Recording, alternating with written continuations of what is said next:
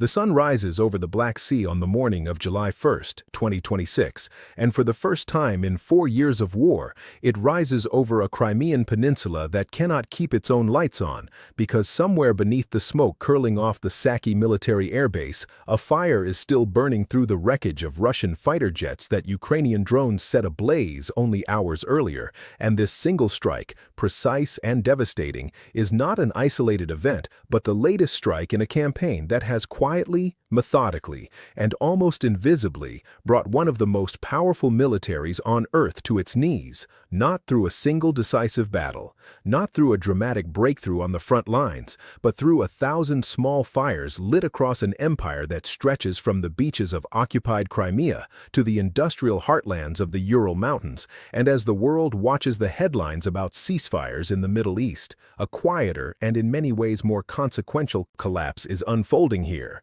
in the fuel depots and oil refineries and power substations of Russia, where the machinery of war is beginning to seize up from the inside. And to understand how we got to this moment, we have to go back just a few weeks to when Ukraine's military planners made a calculated and ruthless decision that instead of throwing soldiers into the meat grinder of trench warfare in the east, where Russian numerical superiority has ground down offensive after offensive, they would instead reach deep into Russian territory with drones and missiles and strike the one thing that every tank, every jet, every truck, every artillery piece depends on, the fuel that keeps the entire war machine moving. And so began what analysts are now calling the most successful strategic bombing campaign of the 21st century, a campaign that has turned Russia's own oil refineries, its own air bases, its own military-industrial factories into the new front lines of this war. And this morning's strike on Saki Air Base is a perfect example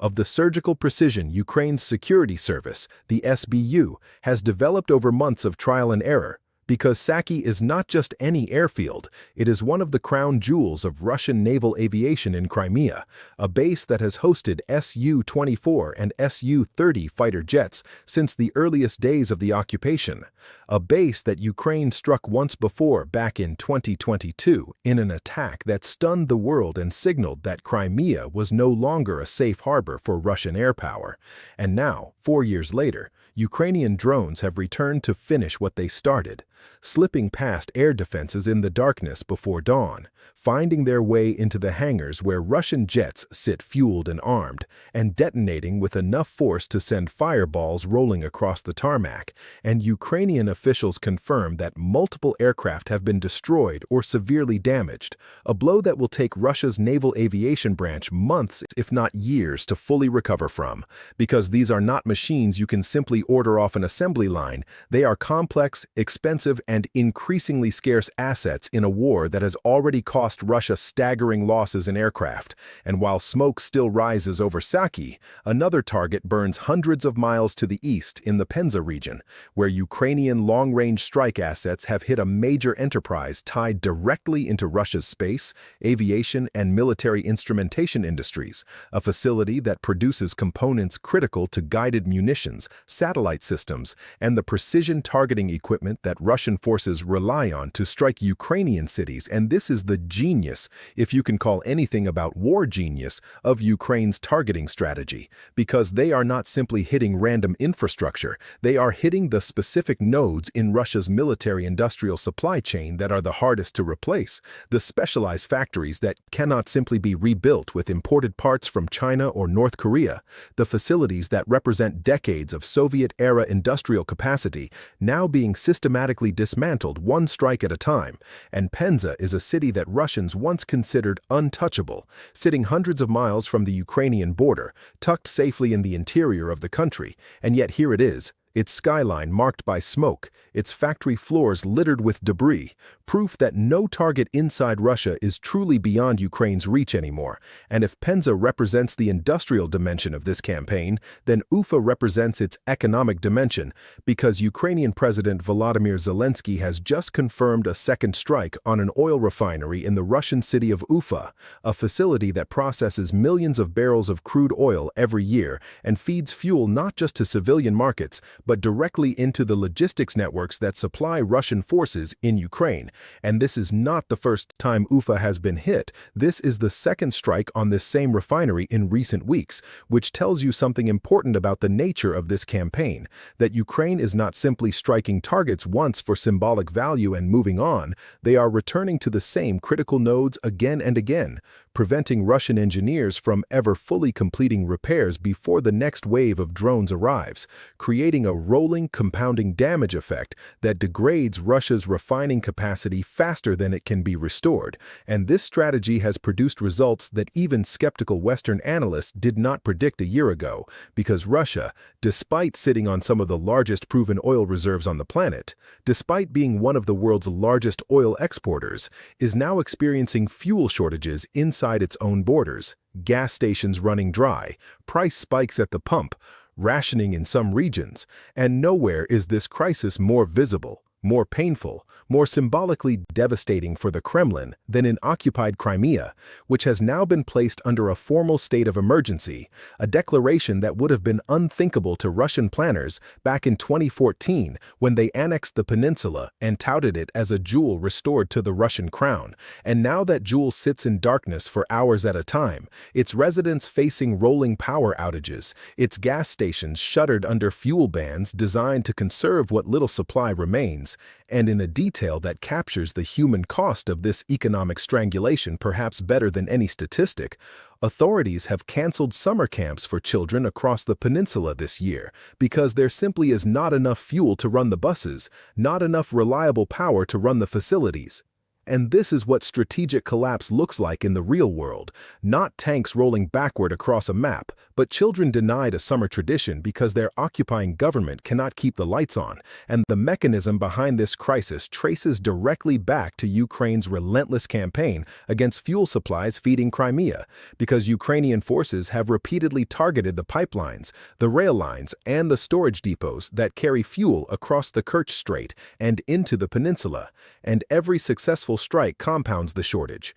creating what regional analysts are calling the worst energy crisis in Crimea since the annexation itself began. And this bleeds directly into the broader economic picture across Russia, where a June assessment from Sweden's Kiel Institute for the World Economy, working alongside the Stockholm Institute of Transition Economics, describes what they term the structural exhaustion of the Russian economy, noting that while the economy has not collapsed outright, its structural foundations have eroded at a pace few predicted. And this is a crucial distinction to understand, because Russia is not going to simply run out of money overnight and surrender. That is not how sanctions and strategic bombing campaigns work in the real world. Instead, what we are watching is a slow-motion unraveling, a gradual erosion of the systems that allow a modern state to function. Fuel distribution networks straining, industrial output declining, military production slowing, and ordinary Russians in cities that once felt 1,000 miles removed from any battlefield now watching drones get shot down 10 kilometers from their homes, feeling the shockwaves rattle their windows. And this closeness of the war has produced a psychological shift inside Russia that is arguably as significant as the material damage itself, because for years the Kremlin's narrative machine worked hard to keep the war feeling distant, something happening far away to soldiers in a special military operation. But that illusion becomes impossible to maintain when your own city's airport shuts down 5 separate times because of drone strikes. And that is exactly what has happened in Yekaterinburg, the administrative capital of the Urals region, sitting more than 1,100 miles from the Ukrainian border, a city that Russians for centuries believed sat safely behind the natural fortress of the Ural Mountains. The same mountains that shielded Soviet industry from Napoleon's armies and from Nazi Germany's invasion, and yet Ukrainian drones reached it anyway, targeting a facility that manufactures components for Russian air defense systems. And this strike, more than almost any other in this campaign, shattered a psychological barrier that had stood for centuries, because if the Urals are no longer safe, then nowhere in Russia is truly safe. And that realization is spreading through Russian society in ways the Kremlin cannot fully fully control or suppress, evidenced by rising numbers of Russian soldiers seeking to desert the front lines, according to groups that assist Russian deserters, who report that as Russia's offensive operations stall along multiple sectors of the front, the number of soldiers reaching out for help escaping the war has climbed correspondingly, a trend that speaks to declining morale within an army that has already suffered catastrophic losses because Russia's own reported casualty figures, now approaching 1.5 million personnel since the war's onset in February of 2022, illustrate an attritional strategy that has consumed an entire generation of Russian manpower, with over 1,000 additional casualties reported in just the last 24 hours alone, a grim tempo that continues even as diplomatic conversations about peace occasionally flicker in the background. And while the industrial and economic war rages in Russia's interior, the human cost along the actual front lines and in Ukrainian cities continues without pause. Because in Kherson this morning, a Russian drone struck a passenger minibus, an act of violence against civilians going about their daily commute, killing 2 people outright and wounding 9 others, a strike that Ukrainian officials have documented in painstaking detail as part of the broader pattern of Russian attacks on civilian infrastructure and transportation. And in Kramatorsk, a city that has weathered years of bombardment, 3 more people were injured when a Russian airstrike hit a residential neighborhood, the kind of attack that has become almost routine in this war's grinding daily rhythm, but never loses its capacity to devastate individual families and communities. And in Zaporizhzhia, the scale of the violence over just the past day is staggering, with Russian forces launching more than 840 separate attacks across 48 settlements in the region, killing 2 people and injuring 36 others, a number that reflects not a single dramatic offensive, but the relentless, grinding artillery and drone warfare that defines this front, compounded by additional strikes using KAB glide bombs that injured still more civilians in the city itself. And just the evening before, 2 more people were killed and 15 injured in a separate wave of Russian airstrikes on Zaporizhzhia, underscoring how this city has become one of the most contested and dangerous urban centers in the entire war. And further north, in the Sumy region, Russian forces conducted over 100 strikes on populated areas in a single day, leaving 21 more people injured, while in the Dnipropetrovsk region, Russian attacks targeted 5 separate gas stations overnight, killing 1 woman and injuring 3 others as fires broke out across the impact sites, a chilling irony given that this entire campaign is fundamentally a war over fuel and energy, fought not just in Russian refineries but in Ukrainian gas stations as well. And even as these attacks continue, Ukraine's own defensive capabilities are proving remarkably resilient, with Ukrainian air defense forces successfully neutralizing a Kh-59 guided air-to-surface missile, along with 130 separate drones in a single overnight operation, a testament to the sophistication and effectiveness of the layered air defense network Ukraine has built over years of relentless Russian bombardment. And on the ground, Ukrainian forces engaged in 256 separate combat clashes with Russian troops in just one day, a staggering tempo of fighting that rarely makes international headlines but represents the daily reality for soldiers on both sides of this grinding war. And amid all this violence, there are signs that the strategic balance is beginning to shift in ways that would have seemed unimaginable a year ago, because Ukraine's commander-in-chief, Oleksandr Syrsky, has announced that Ukrainian forces have liberated more than 670 square kilometers of territory since the beginning of this year alone, a modest but meaningful reversal after years in which the narrative of the war centered almost entirely on Russian territorial gains. And this shift has not gone unnoticed by Ukraine's international partners, with Sweden and Ukraine signing a landmark agreement for the procurement of 16 Gripen E fighter jets, alongside an initial delivery of Gripen C and D variant aircraft expected to reach the Ukrainian Air Force in early 2027, a deal that signals continued long-term Western investment in rebuilding and modernizing Ukraine's air combat capabilities, even as the war grinds into its 5th year. And Ukraine's defense minister has publicly stated his ambition to secure billions more war and military assistance specifically to continue what he describes as the transformation of the Ukrainian military, an effort to shift the fundamental momentum of the war away from a war of attrition that favored Russia's larger population and industrial base toward a more technologically sophisticated precision strike war that plays to Ukraine's strengths in drone warfare, intelligence, and asymmetric targeting of critical infrastructure, and this transformation is precisely why military analysts at the Institute for the Study of War describe Ukraine's intermediate-range strike campaign as marking an entirely new phase of this conflict, one where the war's center of gravity has shifted from the trenches of the Donbass to the oil refineries, air bases, and industrial facilities scattered across the vast expanse of Russian territory, undermining what analysts describe as Russia's operational rear, the logistics and supply networks that every modern military depends on to sustain offensive operations over time.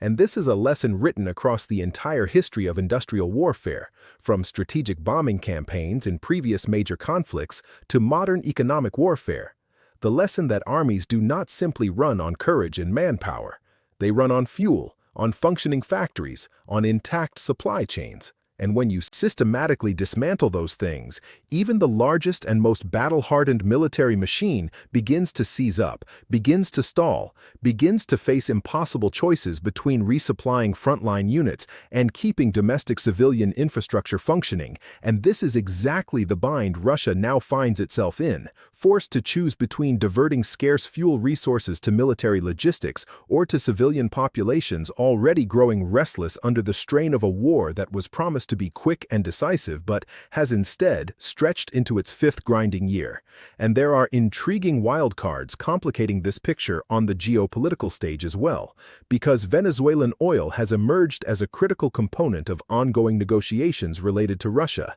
with some analysts noting that any deal touching Venezuelan crude carries complications given existing sanctions regimes and geopolitical alignments, even as broader forecasts suggest that 2026 could bring some of the cheapest gasoline prices seen globally since before the pandemic, a paradox where global energy markets remain relatively stable even as Russia's domestic fuel infrastructure crumbles under the weight of sustained Ukrainian strikes. And there is also a quieter economic story unfolding inside Russia's own major cities, where reports describe half-empty shopping malls in Moscow, a visible and symbolic indicator of a consumer economy under strain, of a middle class increasingly feeling the pinch of a war economy that prioritizes military production and sanctions evasion over ordinary consumer prosperity. And this is the paradox at the heart of Vladimir Putin's current strategic position, that despite mounting battlefield losses, despite a fuel crisis crippling occupied Crimea,